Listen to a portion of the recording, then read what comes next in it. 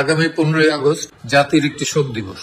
আপনারা যে যেখানে থাকেন, সেদিন শুক্রবার সেহেতু অন্তত কালো জামা না হলেও কালো একটা ব্যাজ ধারণ করেন এবং বঙ্গবন্ধু এবং তার পরিবারের যে 16 জন পরিবার এবং 2 জন বাইরের বোধ হয়, একজন কর্নেল জামিল আর একজন হলো বরিশালের রিন্টু, আপনারা তাদের জন্য দোয়া করবেন আল্লাহর কাছে। কারণ বঙ্গবন্ধু আমাদের জাতির পিতা, তার যৌবনের 17টা বছর কারাগারে কাটিয়েছে। পাকিস্তানিদের সাথে কিভাবে ফাইট করেছে, একটা ফাইট হলো 9 মাসের যুদ্ধ, সেটা না, তার আগে রাজনৈতিক যুদ্ধ সেটা।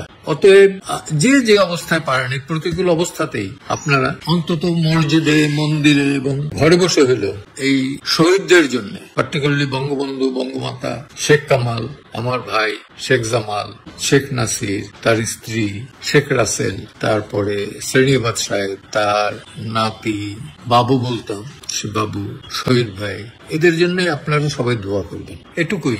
শোক জানাবার জন্য যে আমাদের 32 নম্বরে যেতে হবে তেমন না, কবরে যেতে হবে, কবরস্থানে যেতে হবে তাও না। যেখানে বসে দোয়া করব সেটাই আল্লাহ তাআলা কবুল করবেন। অন্তরে শ্রদ্ধা যদি থাকে, শ্রদ্ধা অবশ্যই আমরা যারা ভালোবাসেন, যারা মনে করেন যে জয় বাংলা জাতীয় স্লোগান, যারা মনে করেন যে বঙ্গবন্ধু জাতির পিতা, অবশ্যই তারা যেন হাত তুলে শুধু ওই দিন না, সবসময় তাদের জন্য দোয়া করবেন। নামাজ তো আমরা পড়ি, সেই নামাজের ভেতরে একটু না হয় একটা লাইন বাড়িয়ে দিলাম, এই আর কি আপনাদের প্রতি আবেদন। মঞ্চ 71 থেকে আমি জেডাই খান পান্না আপনাদের কাছে আবেদন জানাচ্ছি।